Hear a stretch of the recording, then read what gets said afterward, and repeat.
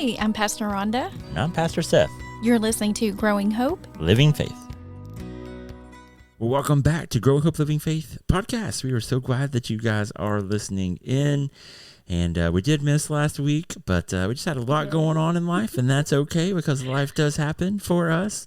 And but hey, we at least had done, I think, 4 weeks in a row. So, that was a good little stretch. We're always busy, though. I know, We're exactly. always busy, but it's all good. It's all good. Yeah, absolutely. But yeah, we are back, and next week is going to be crazy too because I will be going to Gold Weekend, which That's is it's kind of like, well, if you're a Nazarene, you understand it because to be a Nazarene pastor or minister, ordained minister, you do have to go through a course of study. And it's a great course of study. It's a lot of classes that you have to take, and there are interviews that we have. And so it's really a great weekend that we come together and we meet with people that are going through the course of study and try to give them encouragement and some leadership. And I will be there. I'm leading worship, and I'm really kind of excited about it because I haven't really led worship in a long time.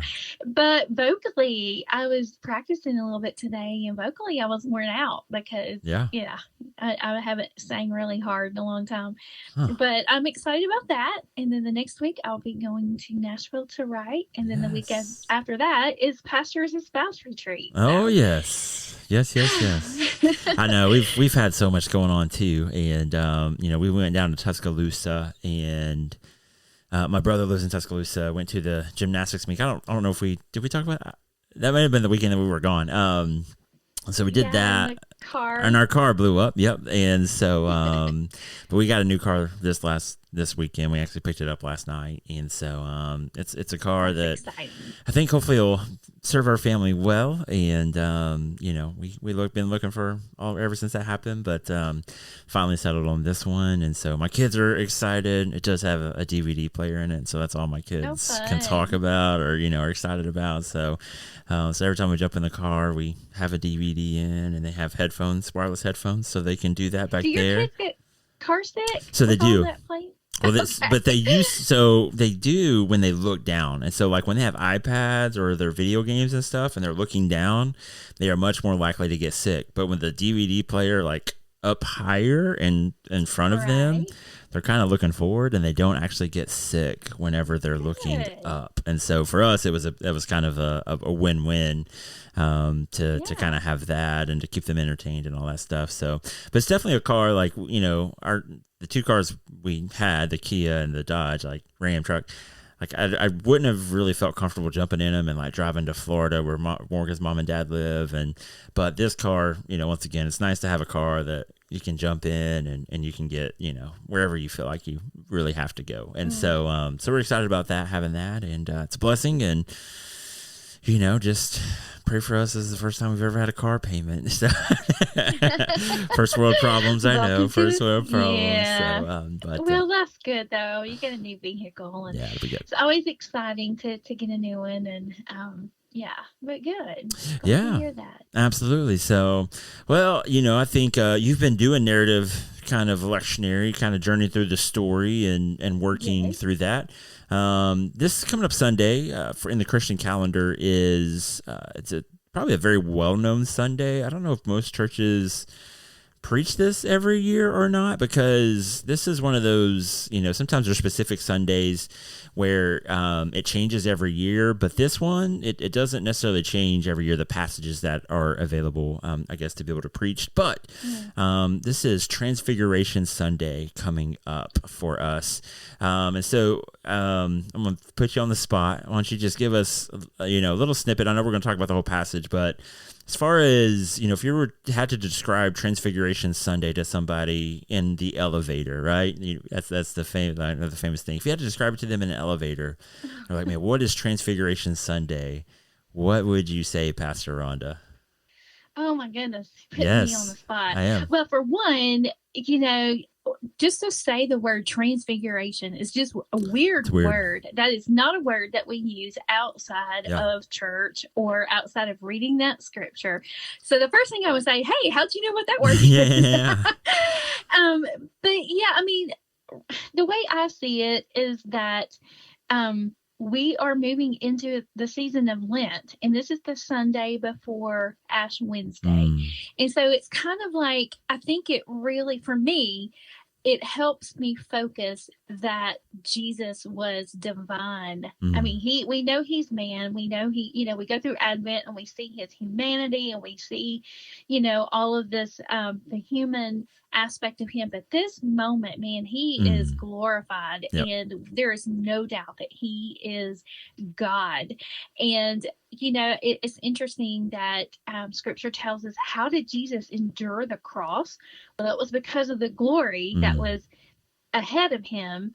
And this really kind of gave him a glimpse. Yep. And I think it was something to remind him, maybe the Father is like, hang in there, Yeah. But the Transfiguration, again, is like the historical part is just understanding the story of what happened. But there's so many lenses you can look. I just think that it's just a good time before we move into the more solemn, before we move into the self-denial and make that journey with Jesus to the cross. I think it's a great Sunday to remember he is divine and he is to be worshiped and he is to be lifted high. And again, the word close to that is transform. Yeah. And that's what God does in us, is he transforms us. And but I don't know, I probably didn't answer that really well. No, it's great. But I would think somebody probably knew a little bit more about it if they used that word in the elevator. Yeah, absolutely. For sure. 100%. So, yeah. No, it's very, very good. So, yeah, I think glory is just a great word, for sure. The kind of the true representation of Jesus, showing his divinity. Like you said, obviously there's some disciples up there. I think, you can really look at, what it meant for them to kind of be able to see this, to be able to kind of take it back. And these are going to be, a lot of the leaders for the church, essentially. Yeah. And so, a lot of people, I think, make the comparison we were talking about beforehand. They make the comparison to Moses, how Moses went up on the mountain and his face shone, white, bright, and essentially, Jesus is the new Moses. You can do that. I think that's fair to do that. Like you said, there's so many lenses that you can look at this at, or look at this passage through. But yeah, no, I think you did a great job. And that reality of really seeing Jesus worthy of praise, right? Worthy of all that we could ever give him, is such a beautiful picture. I think that we, especially as someone like you who writes songs and does all that and is in the mind of helping people participate in worship, in giving God praise and glory. I think this is a passage that is great. And Transfiguration Sunday is always the Sunday before Ash Wednesday, so it doesn't ever move.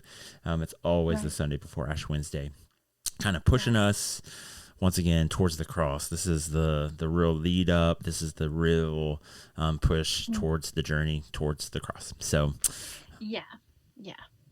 Well, I was just going to say, when they came down from the mountain, it was really all downhill from there. Yeah. I mean, he went not straight. I mean, there were days and weeks and months that went by, but at that point, I feel like he was at a crossroads, where he, and it says that he set his face like flint. He was determined. He was determined to save us. And, but yeah, do you want to read the passage? Yeah. Because I'm on a hot spot. I do not have. And, I'm really struggling with my signal tonight. So if you want to read, this is in several Gospels. Yes. I think the passage this week is in Matthew. It is. Chapter 17, 1 through 9. And the same story is in Luke. Yep. And I really like the Luke version better because Luke is my favorite Gospel writer, just because he's so detailed. Yeah. And he left out a few details in this passage, but it's in Matthew.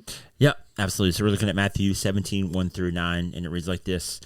6 days later, Jesus took with him Peter and James and his brother John and led them up a high mountain by themselves.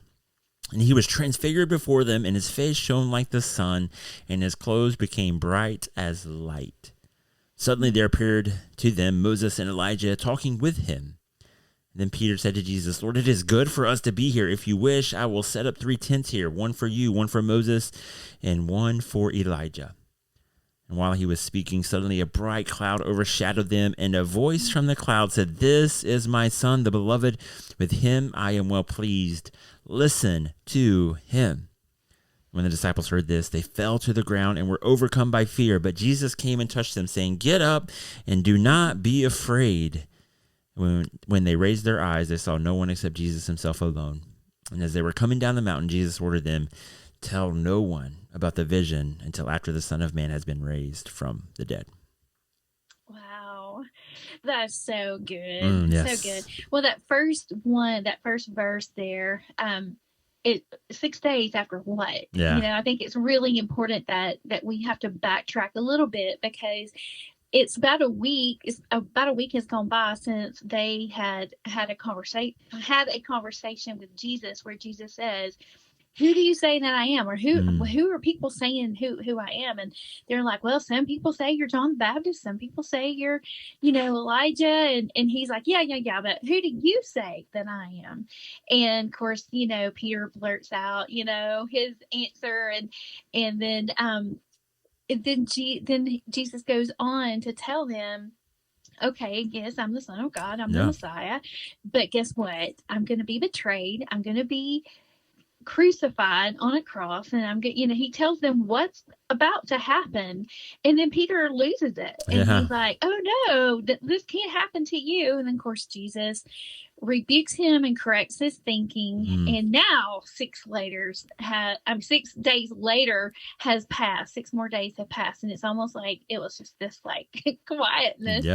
But I feel like Jesus was really trying to help them understand what was about to go down. And so what better way than to remove them from the distractions and to take them up on the mountain and go up high where, no one else is, and they can talk.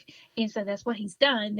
It's just the 3 of them, and now they're hiking this mountain, and they get there, and the guys are tired. Luke tells us, Matthew didn't tell us, but the guys are tired. They're about to fall asleep. And Luke also tells us that while Jesus was praying, he was transfigured.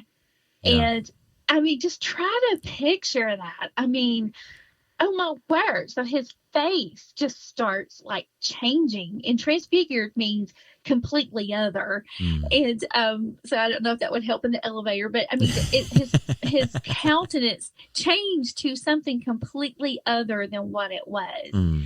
And it was so brilliant, and his clothes were like dazzling white like lightning, and that is bright. And can you imagine if you're just half asleep and your best friends over there lighting up, just like, it's crazy to think of that. But what I think is really important to point out is the brilliance, the light was coming from within. It was coming from within him, and it was seeping out his pores, and it's just beaming out of his face. It wasn't a spotlight on him, he himself. And so it's like he's unzipping his flesh, and this glory is just rolling out, and they see it, and they're there to see it. And then as they're processing that, something else extremely strange happens. How would you feel if you're just on this mountain and then 2 people out of nowhere just show up? And not just 2 people, but who are they? And how did they know that? How did they know who it was? It's not like they had pictures of them. And these guys, and how would even Moses and Elijah know each other? Because they lived hundreds of years apart, and they've both been, well, Elijah didn't die, but they lived hundreds of years ago, and then here they all are. Happy little reunion.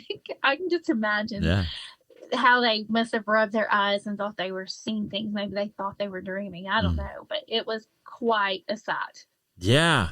I often wonder, I wouldn't say many people maybe wonder this, maybe I'm weird, I don't know. But there's so many times in the Bible where it says Jesus went off by himself to pray, and like you wonder, man, was this what it was always like? Like when he went off by himself, was kind of like this this revelation, obviously, like this opening up, the glory, just kind of, being experienced, and then these conversations, like obviously with God, with Moses, with, man. So like it's very, very interesting, I think, to kind of somehow, or to get a little bit of a look behind the curtain almost, of something that is all through the Gospels of Jesus, just going and really being once again committed to this prayer alone, this making sure that he was mindfully where he needed to be, and all of that. So it's really, really cool, I think, to kind of have that drawn back a little bit. But yeah, Moses and Elijah show up, and like you said, I think these are two pillars of the Old Testament on such a deep level. Obviously with Moses, leading the people out of oppression, and then you obviously just have the story of Elijah, who is just one of the most the greatest, I guess, prophet, for a lot of people when you think of the term prophet. Someone who really spoke for God and was very courageous just in his life, with the prophets of Baal on Mount Carmel and all of those things that were going on. These are just two just pillars of the reality of the Old Testament, that you have essentially who we have deemed, although I don't think this is very accurate, but all over the Pentateuch, the first 5 books, the Torah, the author, has been deemed the author of the Torah for so long, which once again, I don't know if that's necessarily the 100% accurate now that we kind of look back. And then you have the prophets, which these are the two segments, right? You have the law and the prophets. And then you have the writings and stuff like that. But, these are two just huge segments that essentially represent the Old Testament and what the Old Testament is really all about. And how now here you have Jesus, right, who is now interacting with that Old Testament, with the covenant, with the promises, with all of those things. It really is just a cool picture, I think, of the work of God, the movement of God, and now Jesus is now ready to step forward as the new covenant. And they're just talking, and I'm sure that they were probably straining their ears to hear what they had to say. And again, Matthew doesn't tell us what they were talking about, but Luke does. And Luke says that they were talking about his departure, which is really his exodus. And that encompasses his death, burial, resurrection, ascension, all of it. But that's what they're talking about. And Peter just gets super excited, and he's like, as wow. all of us would, right? I can't blame Peter for doing this. Yes. And he's like, why don't I just build a tent for you and Elijah and Moses? And he's just basically wanting to have a worship retreat up there. And that's really not, it sounds kind of weird to us when we think tent, we think s'mores, and we think kumbaya. But for them, that was a sukkah. I think that's how you pronounce it. But he was used to doing that at least once a year, where he would be in this tent for about a week, and it was a meeting place, and it was a place to worship and to thank God for his provision, and also to look forward to the coming kingdom. So his mind was probably just adding things and trying to figure this all out, because we got Jesus and we got that, so now the kingdom is, so let's just stay here and worship. But it's so cool. Before he can even get all of that out of his mouth, God was like, whoa, hold up. Because even though he was responding with worship, he made a mistake by putting them all in the same category. Jesus is not equal to Moses, and Elijah is not equal to Jesus. And so God was like, okay, we gotta fix this. Hang on. And so he comes in this form of a cloud, which again, picture it. It's dark outside. They didn't have street lights. They probably had lanterns, but they saw a cloud, and it was bright, and it comes for them. Can you imagine standing there, like, it's getting closer and it's getting closer. And it's really funny to me that they weren't afraid when Jesus was transfigured, and they weren't afraid when these two dead people showed up, Yeah. but now they're scared to death of the cloud and the voice, but the voice is very reminiscent of what they heard at the baptism. This Yep. is my son. Hey, I'm proud of this boy. You Yeah. know, it's like this pride. This is my son whom I'm well pleased, and I love him. And then he gives this instruction to listen to him, and I think that's what, for me, I really want to zero in on, well, why listen to Jesus? Yeah. Because it really means more than just listening to what he is saying right now. Because that part of speech, it means that it's a continual lifestyle of listening. And I think that God, if you take that in context, God knows that these are the guys that's going to have to make this transition from Judaism to Christianity. And there's going to be confusion. There's going to be, what do we do with circumcision, and what do we eat, and what's this about a personal relationship with, so they were going to be going through a lot of transition. And so I feel like God was saying, listen to Jesus, because, Jesus, it's not that he canceled the law or he abolished it, but he fulfilled it. And so he's saying, listen to Jesus, because you can't take the Old Testament and cancel the words that he says. Yeah. And for example, where it says, like, if you have rebellious children in the law, you can stone them, right. And Jesus is like, love your enemies. So that's what I think, I could be wrong, but that was one thing that I took out of that. Listen to him, listen to Jesus. And as you were doing the pre-16, right? Like, Peter didn't want to listen to Jesus. Like, he was ready to be like, no, that's not how this is going to go down, right? Like, Peter was ready to be in charge. He wanted to be in charge, and he wanted to tell Jesus, no, hey, this is what's going to happen. Like, you say that this is how it's going to be, but no, like, I'm not okay with that, and that's not how this is going to be, and that's not how we're going to move forward. And so obviously this is a much, much different tone, right? Like, and it's almost, hey, Jesus put him in a place, but now, like, you've seen his glory, and now this presence, right, is here, and you hear this voice, and it is that all that much more deeper of, like, hey, no, like, you really need to listen to him and listen to what he's saying and the things that he is really trying to bring forward. And I think he's definitely saying, if you try to do this your way or how you think this is going to happen, then you're going to totally miss the reality of what God is trying to do in the world around us right here and right now. Right. Listen to Jesus. What a lesson to learn. And here's the thing, though. They still, even though the cloud, it has enveloped them pretty much, and they've heard this voice, they still didn't really get it. I mean, they did. I mean, they're laying there on the ground, they're terrified, and Jesus comes over and he touches them, which I think is just so cool that he touches them. And some versions say that only he remained, that he was there. He did not leave them in that moment of terror when they were terrified. And he didn't leave with Moses and Elijah. But when you read stories that follow this, you can tell that they still weren't getting it. And it took several encounters before they really got it. So I think we can give ourselves some grace as well with our transformation process, because they didn't get it. But it's just really interesting to me, because as I thought about this and what can we learn, and one thing I kept thinking was, what if Jesus had left with Moses and Elijah?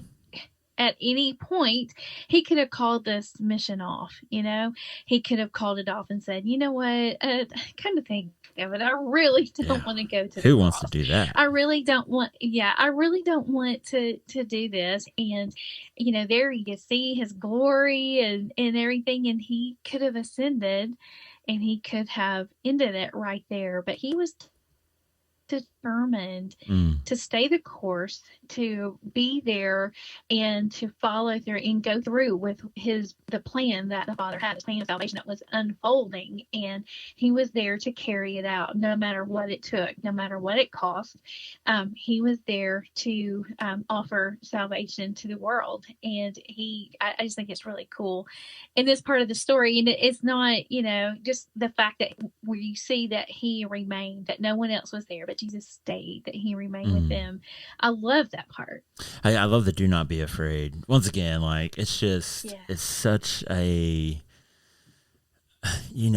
obviously they're heading towards something, right? And Jesus knows. And obviously he's telling them, like, hey, do not be afraid in this moment, right? Like, you don't have to be afraid from what you just heard or experienced.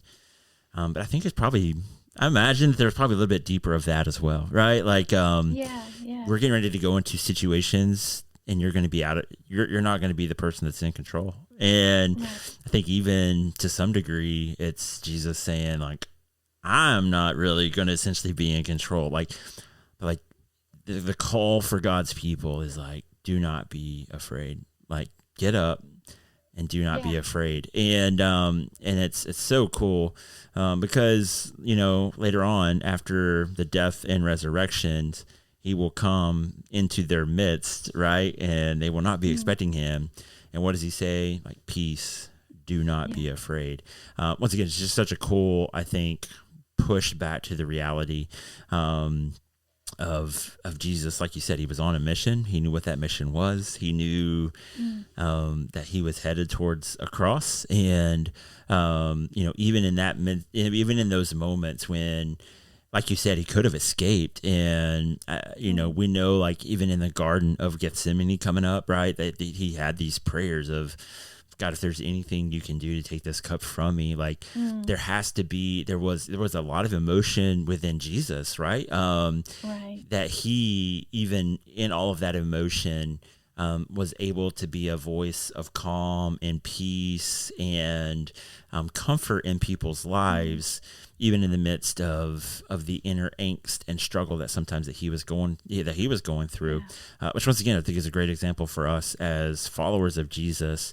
That as we are people who experience the glory of God, like, right, we may not get to see it fully like this, but I can tell you that I have been in services and I've been in experiences where I have really seen the glory of God and the movement of God in my life and the lives of the people around me. Like, as people who have been in that, then we can go forward and be people of comfort and people of peace and people that journey with other people through their struggles. And that doesn't mean that, once again, everything's going to go great for us, but even in the midst of our anxiety, even in the midst of our angst, even in the midst of our burdens sometimes that we carry, we can be like Jesus and we can be comfort and peace for people in their times of worry, in their times of stress, in their times of happiness sometimes, like sometimes, like just everything that's going through their mind. I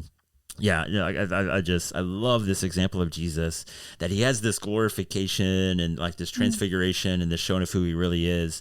And like you said, what is it about?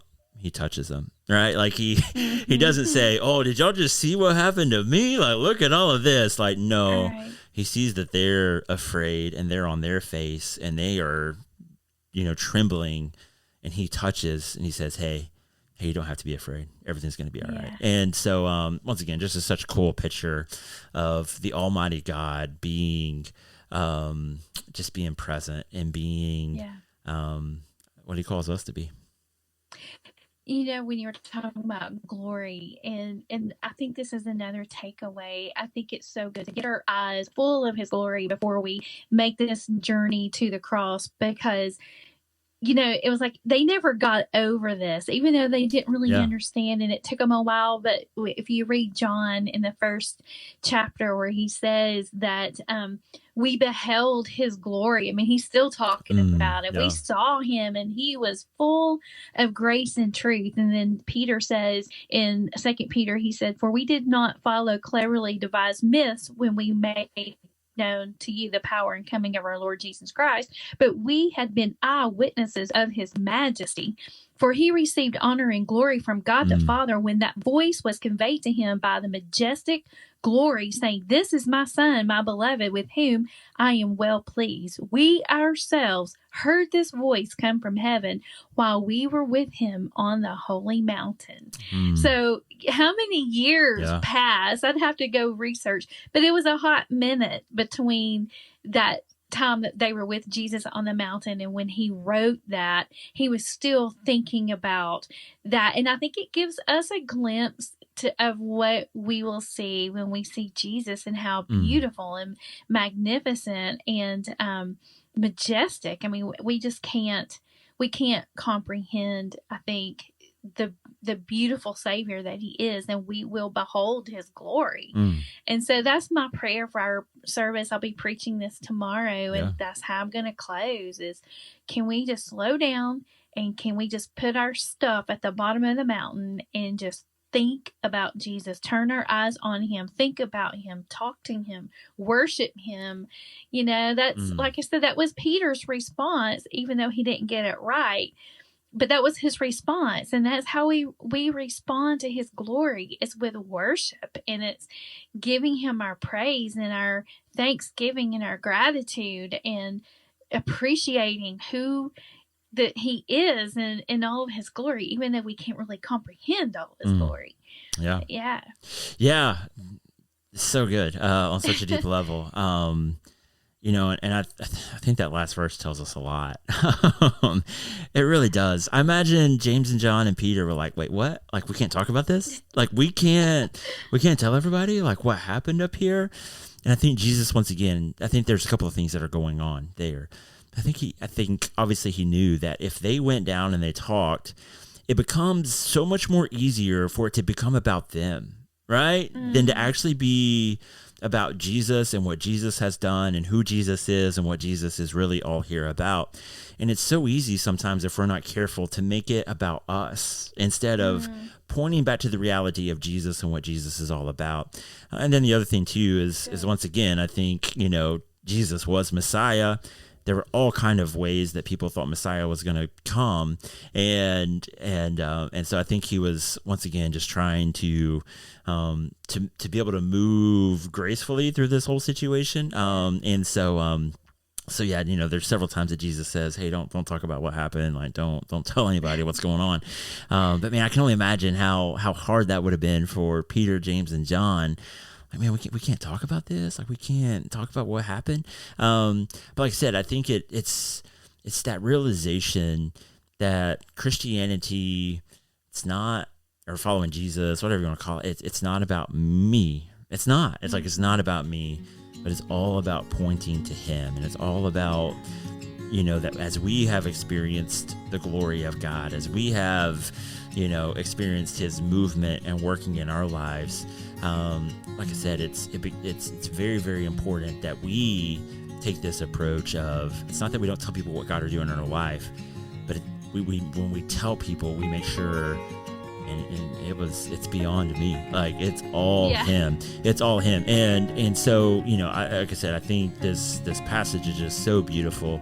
It's such an awesome passage to really bring us into this season of Lent, this season, Ash Wednesday, and like you said, man, just praying that God will continue to reveal himself this Sunday, and I mean, well, last Sunday, because this will be coming out on Monday, but man, as we enter into Ash Wednesday and this journey toward the cross, we would just encourage you to empty yourself and just immerse yourself in that, and think about and try to feel the things that Jesus would have felt, the disciples would have felt, man. Just try to put yourself there, to have that deeper understanding, to have that true heart-wrenched feeling of the pain and the suffering and even the joys, because it was highs and it was lows and it was up and it was down and there was just all of this going on.